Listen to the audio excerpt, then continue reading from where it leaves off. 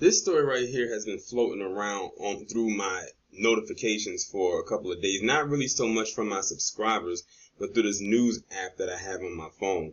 And I'm trying to think if I can remember talking about this because the person on the right looks so familiar to me. But I may or may not have, but I feel like I should for the simple fact that this happened in PG County. So it was pretty close to home.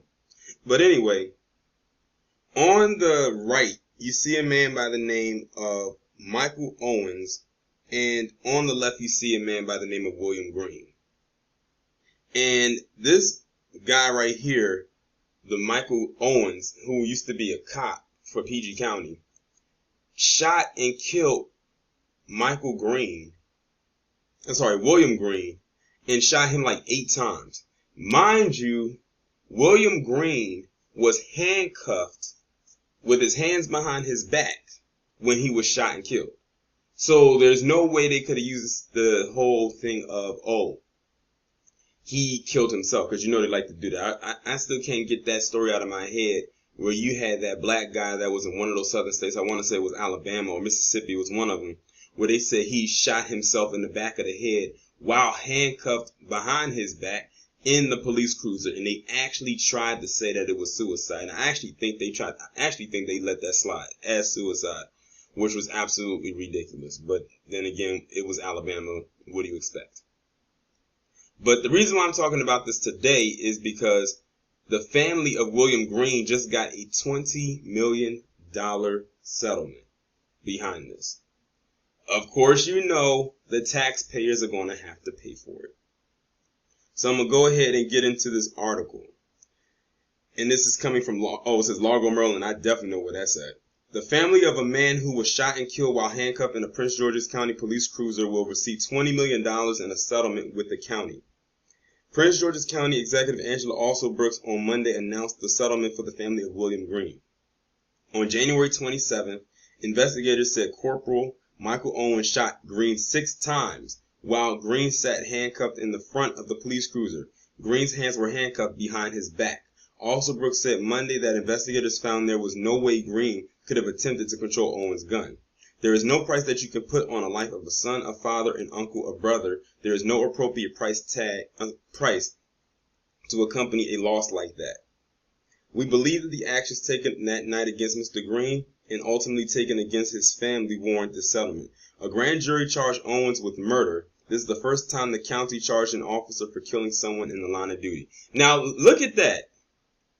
Look at that. Listen to that. They said this is the first time ever that PG County has ever charged a cop with killing somebody in a line of duty. And how about that the person that was killed is a black man and the person who did it is a black man?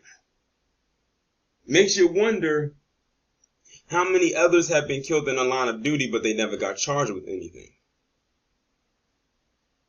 Very interesting.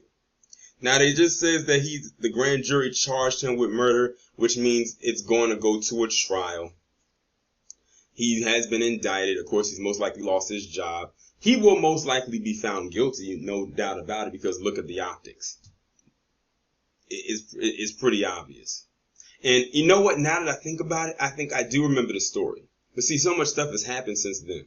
I think I do remember talking about this. And I said I wasn't surprised. I think back then when I first heard about it, I said this doesn't surprise me that the victim was black and that the cop was black and that it happened in PG County, because when they said it happened in PG County, I said, I bet you the cop was black.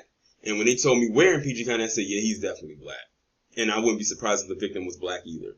I've told people that PG County is one of the most populated black counties and probably one of the wealthiest black counties in America, which means it has a very heavy black population. It's a little bit more diverse now than it was, say, maybe 10, maybe 15 years ago, because, you know, gentrification and all of that stuff. But it's still a huge black population there. But I wasn't surprised. Now I remember the story. I think I remember it now, because that face, I won't forget that face. What I tell you about them people, them black men that can grow facial hair, and they can, you know, and they have a clean face, because I think it's another picture of him with his mugshot, and he has facial hair.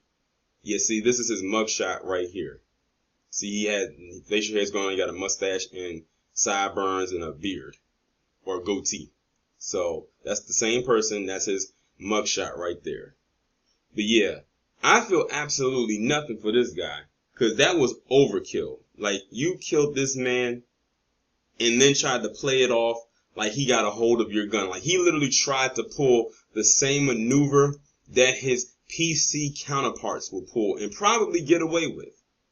But like I said, keep that in mind.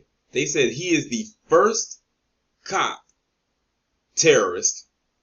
Yes, the terrorist label can apply to the black cops too when they commit terroristic activities. He's the first terrorist in PG County ever to be charged with killing someone in the line of duty. Let that sink in. Let it really sink in right there. It makes you wonder how many other cops before him have done something like this and have gotten away with it.